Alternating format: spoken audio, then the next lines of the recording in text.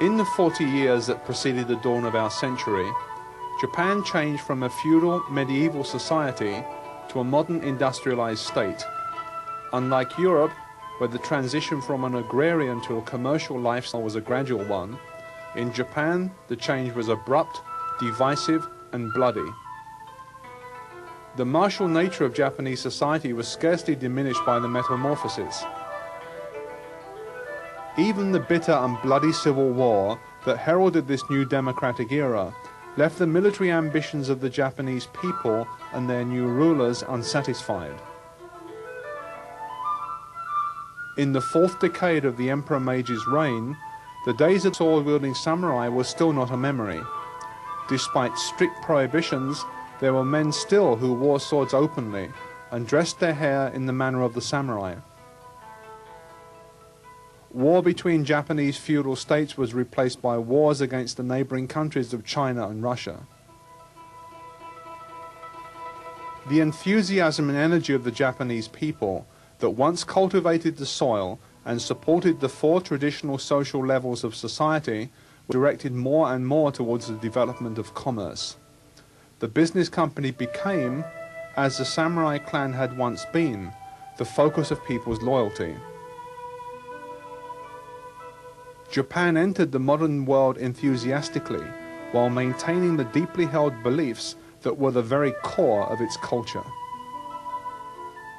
And yet, despite Japan's apparent rapid progress towards a Western-style democracy, lingering still in the twilight of feudal times were vestiges of the ancient feudal order, the martial arts of the nation.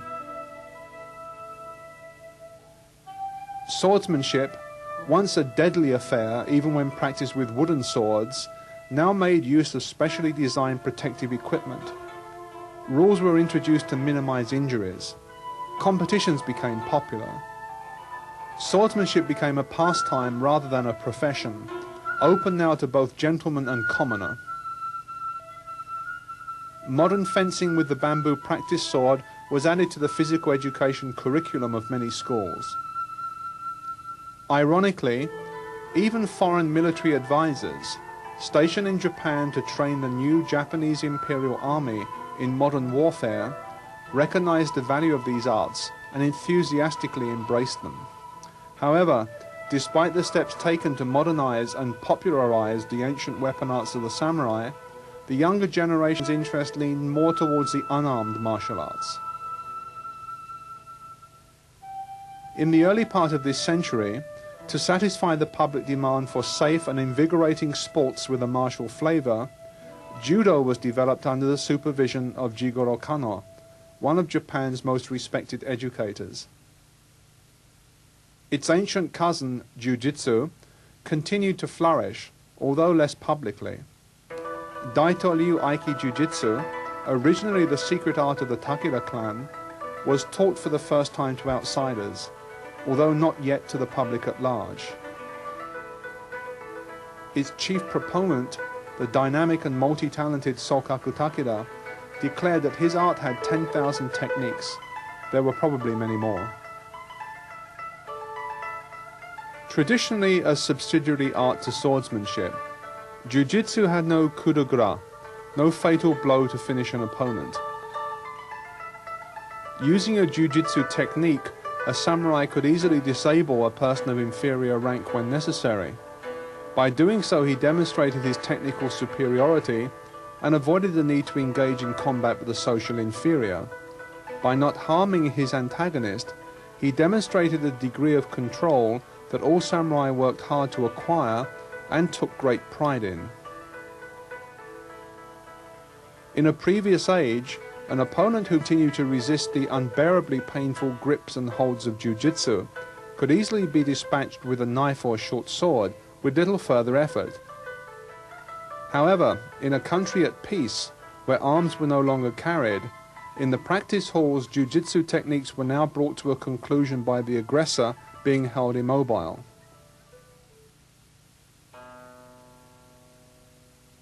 The face of Japan changed tremendously. Yet the heart of the Japanese nation was unchanging, ancient, cultured, rigidly structured, timeless. Feudal and modern democratic Japan existed at the same time and in the same place. The nation travelled by train to work in the offices of a metropolis that rivaled New York and London in size and prominence. It returned, in many cases, to homes little changed since the beginning of the feudal Edo period, 2 centuries before. The son of Dr. Tokujiro Otsuka, Hironori was born in Shimodate City, Ibaraki Prefecture, on June 1, 1892. His martial arts career began with jiu-jitsu at the age of 5, as a student of his great-uncle Chojuro Ebashi. 7 years later, after enrolling in Shimozuma Middle School, he commenced his study of Shinno Yoshin-ryu Jiu-Jitsu under the noted expert Tatsusaburo Nakaya. On graduating, he took a position with the Kawasaki Bank, but the martial arts remained the most important thing in this young man's life. To gain experience, he trained with experts of many styles, and by doing so became a friend of Morihei Ueshiba, the founder of modern Aikido. At the age of 30, Hironori Otsuka was awarded the rank of Menkyo Kaiden in Shinno Yoshin-ryu Jiu-Jitsu by Nakayama Sensei, a fine achievement for a man still young. Despite strong family objections, he yearned to become a full-time martial arts instructor and suffered the routine of a bank employee only out of respect for his mother. Otsuka had already decided to visit Okinawa and conduct research into karate when he met Gichin Funakoshi in 1922. Funakoshi had given a demonstration at a sports festival sponsored by the Ministry of Education and held at Ochanomizu in Tokyo that year. Otsuka later sought him out as his lodgings at the Meisei Juku, a hostel for Okinawa nationals in Tokyo, and asked to enroll in his classes. Although he started karate at the relatively mature age of 30, his previous training stood him in good stead, and he soon became Funakoshi's senior assistant. Training under Funakoshi sensei consisted almost entirely of basic punching and kicking techniques, followed by the practice of formal exercises or kata. This was as dictated by tradition and the leading masters of the day. All students were required to follow this exacting regime until their form was as perfect as possible, at which point, it was believed, the execution of techniques would become automatic and without the need for conscious thought. While this may seem an outdated concept, it is one that has great merit. Constant repetition of the basic techniques is still the best way to acquire skill, build stamina, and gain an understanding of the inner meaning of Karate-Do.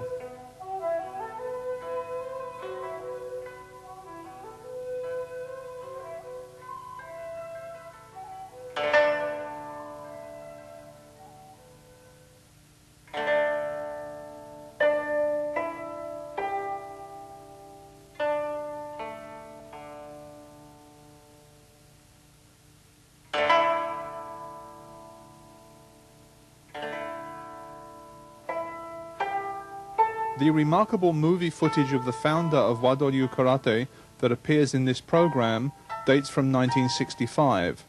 It is of great historical value in that it allows us to study the fundamental techniques of the style in their purest form, and thereby avoid deviation from the method developed by the founder. As a result of a lifetime of strenuous training, at the age of 73, the founder retains much of his strength and vigor. His performance of the techniques that are unique to Wado Ryu is both crisp and elegant, demonstrating a degree of control that very few at this age possess.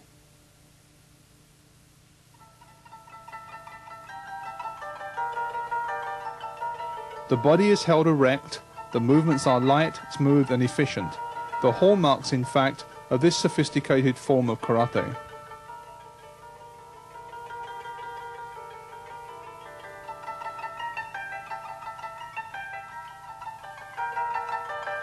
As the punch is performed, the opposite hand is pulled back strongly to augment its power.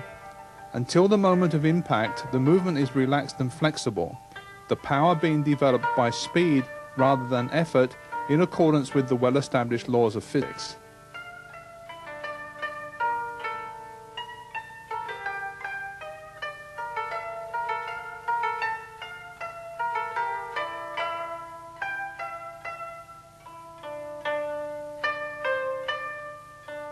Movement and thought must be natural and in accordance with nature's laws.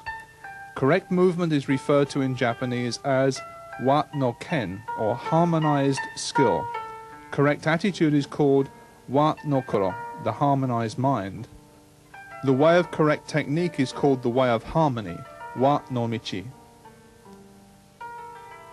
Wado-ryu karate is based entirely on these important principles. It is therefore called the way of peace and harmony.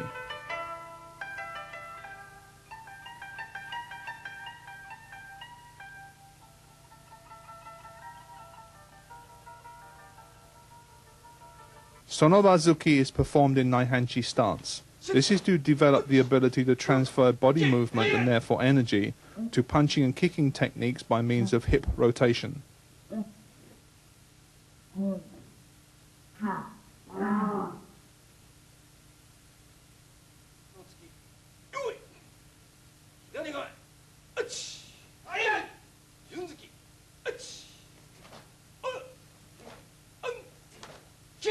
Basic techniques are truly the foundation of karate.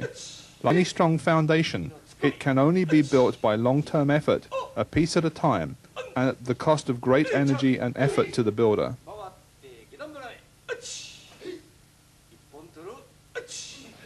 The basics must be mastered before progress can be made in karate. Their study becomes the work of a lifetime, and no karate instructor can afford to neglect their serious study.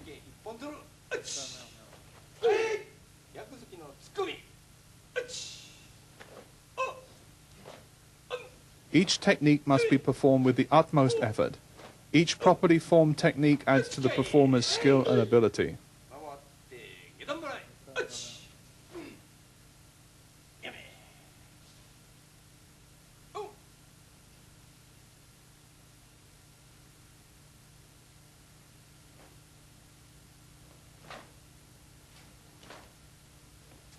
All techniques must be performed with balance and correct timing.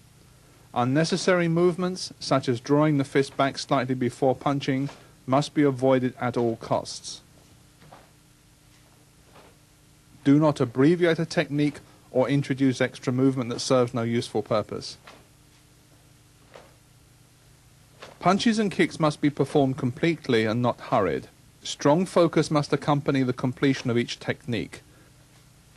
In this way, training will improve overall technique gradually but surely. There are no shortcuts in karate training. Only effort within a rational system of karate develops ability and the reward that it brings.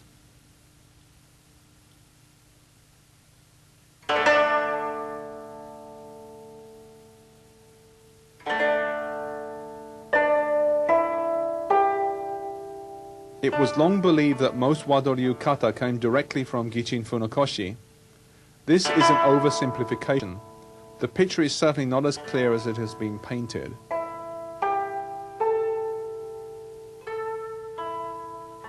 The kata of Wado-ryu are actually a result of what the founder, Hironori Otsuka, learned from a variety of sources.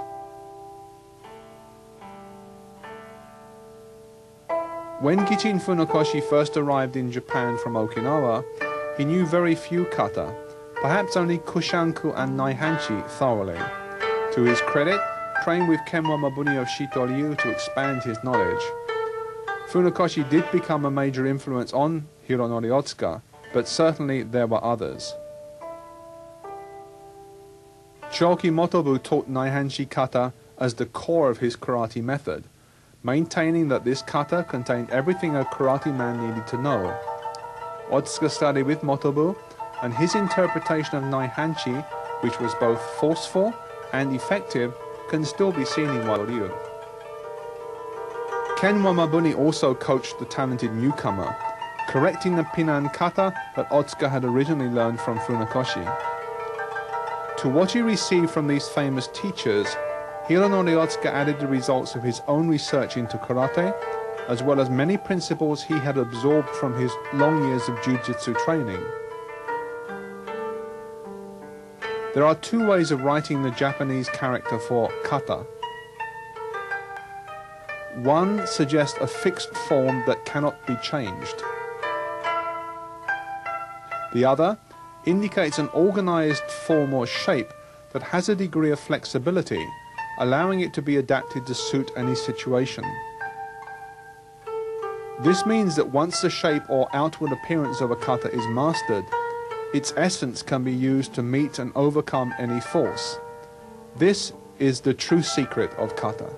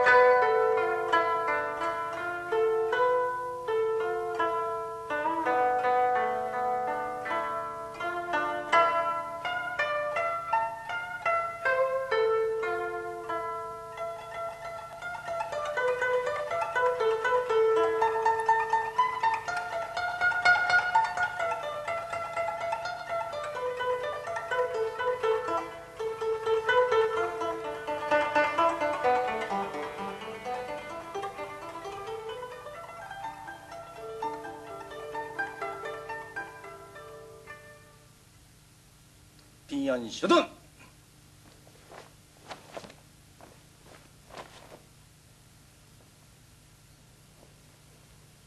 はい。いや、よっしゃ。いや。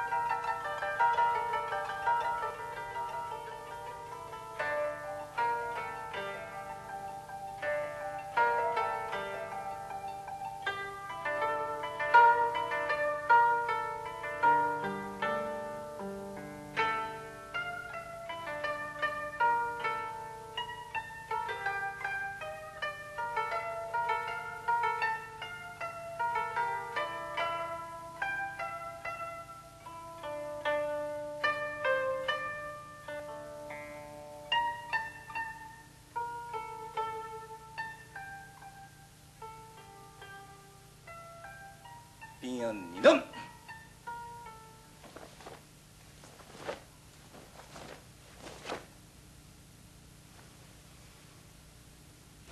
はい。よっしゃ。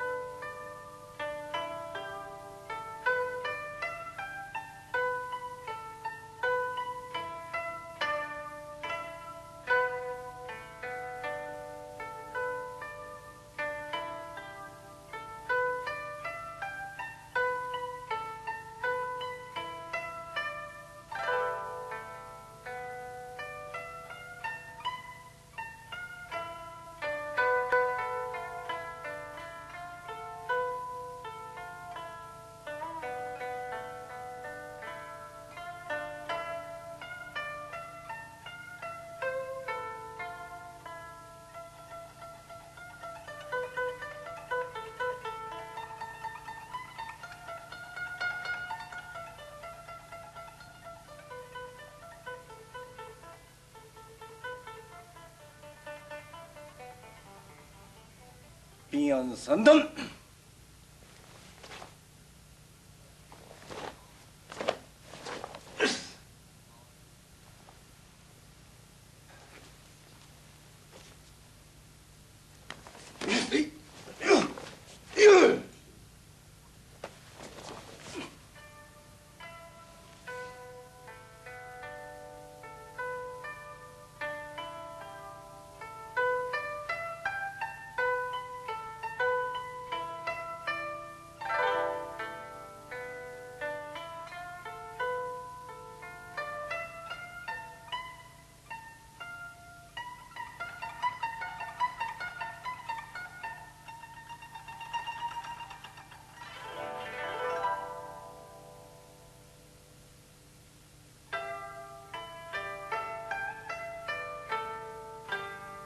The rest of Pinan Yondan was not found on the original footage taken in 1965.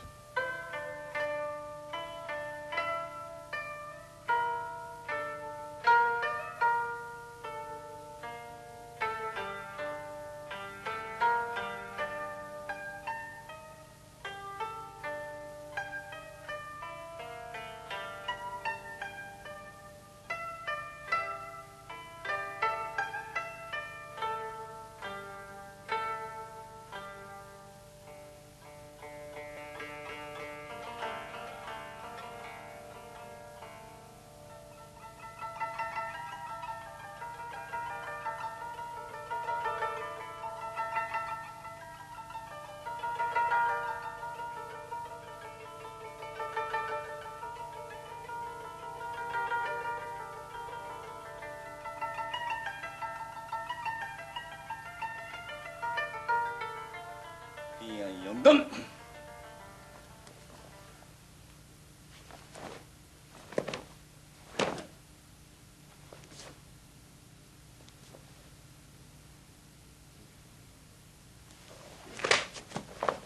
いしょ。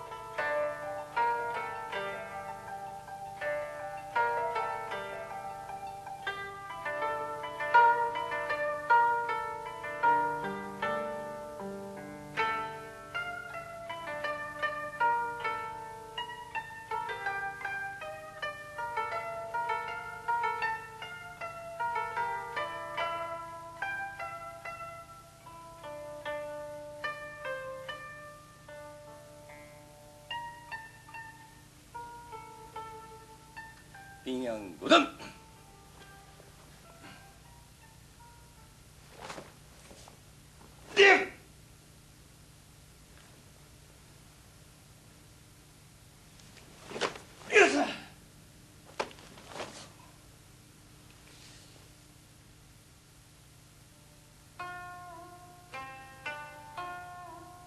From the Oshima Hiki, a record of a conversation between the Okinawan seafarer Peichin Shiohira and the Japanese scholar Yoshihiro Tobe, we learn of a great Kempo practitioner from China called Kusanku. It was he who taught this kata during his stay in Okinawa, and after whom it is named.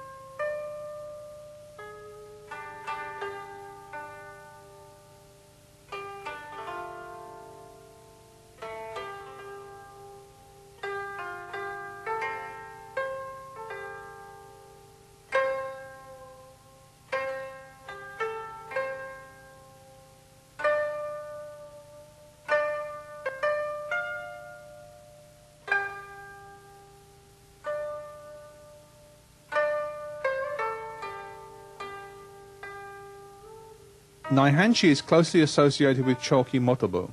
It was with this instructor the founder studied this kata and its practical combat applications.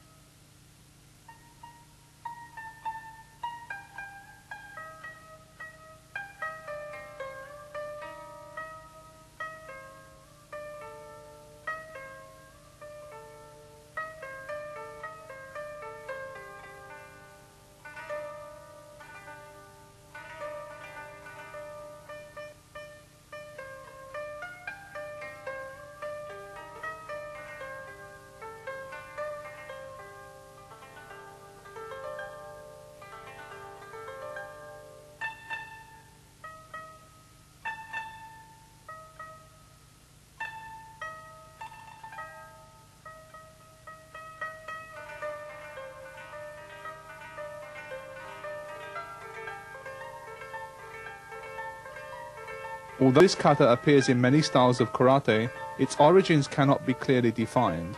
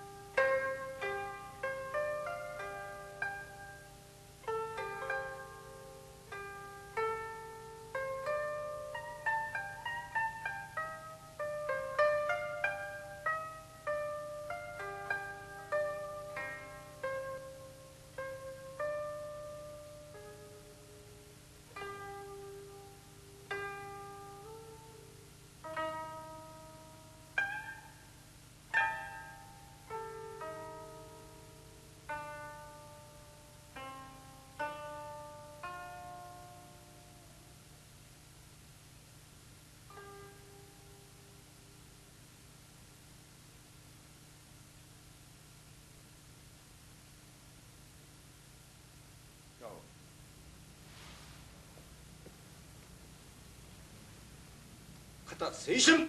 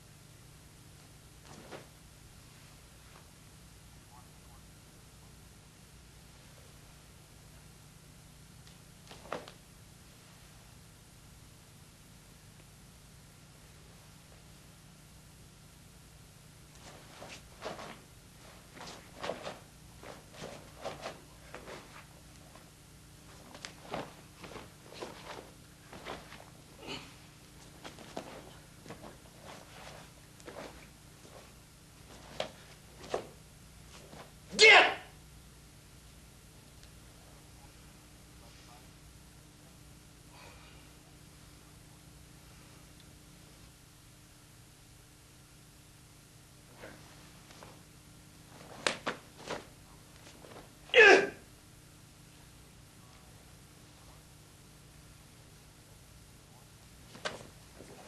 Yes!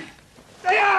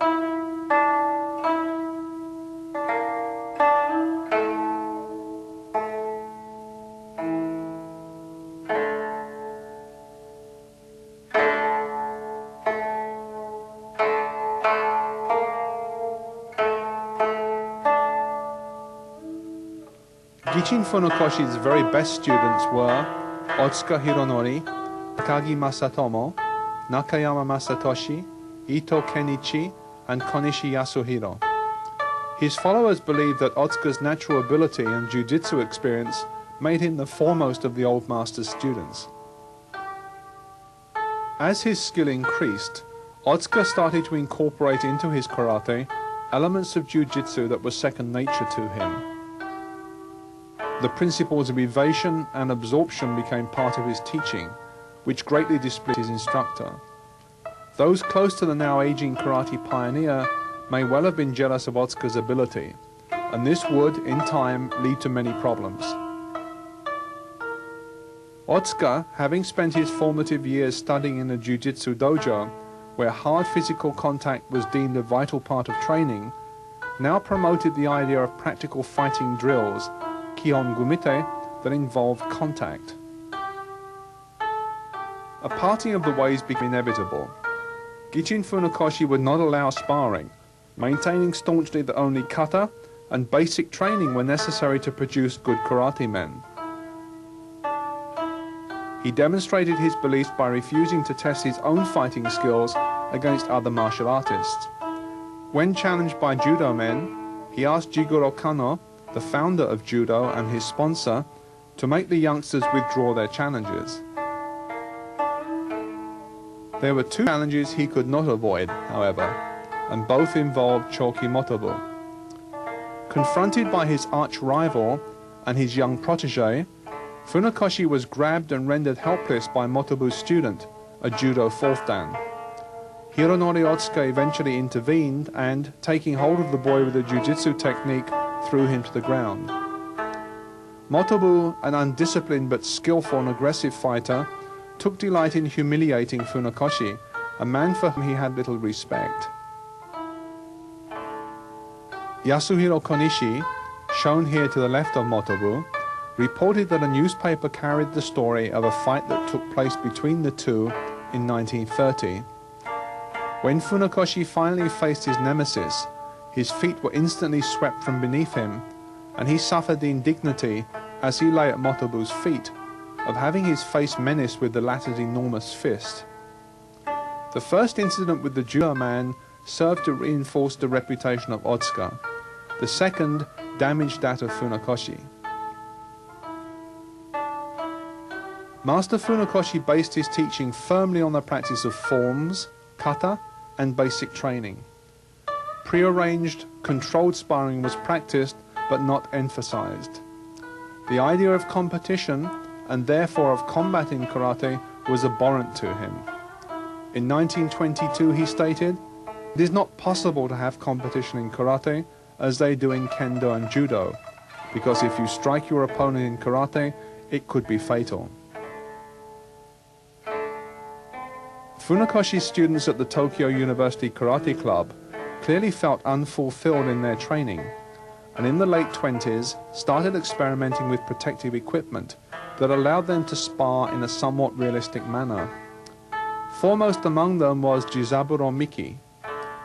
During a study trip to Okinawa, Miki demonstrated the kata he had learned from Gichin Funakoshi before Yabiku Moden, the renowned karate master that told him that what he was doing was not karate, but Okinawan folk dancing.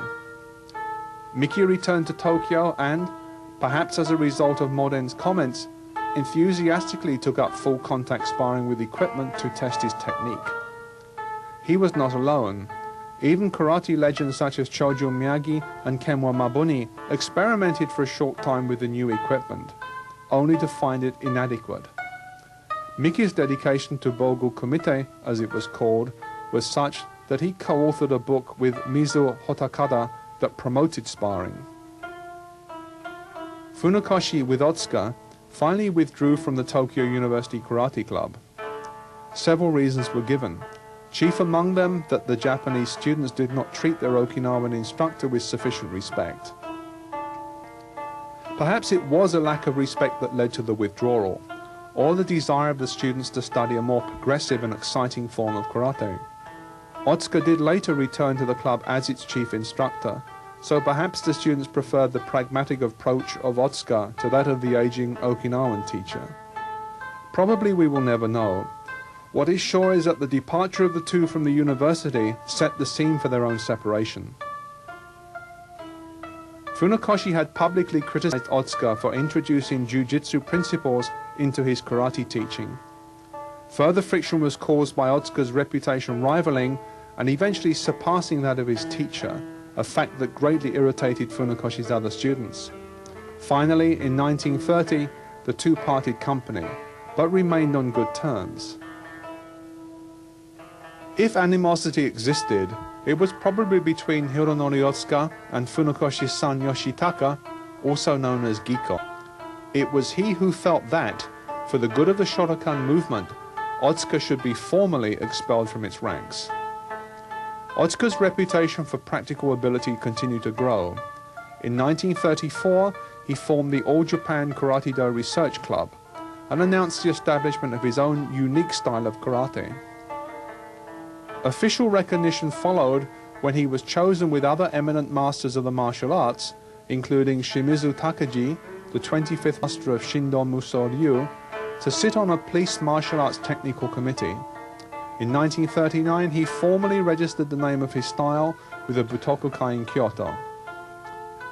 Hironori Otsuka had proved in the most practical way possible the value of his unique form of karate.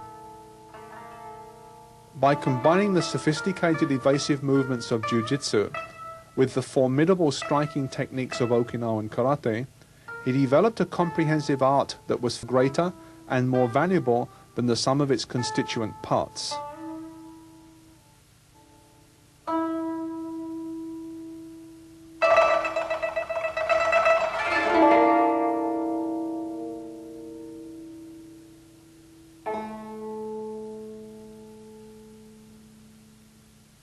Kion Gumite, or the basic formalized fighting techniques of Wado Ryu, were developed by Hironori Otsuka and are unique to his style.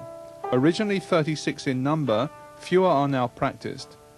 Kion Gumite gives practical training in distance evaluation, timing, and simultaneous blocking and attacking. It is a contribution to the art for which Hironori Otsuka is entirely responsible and for which he will be most remembered.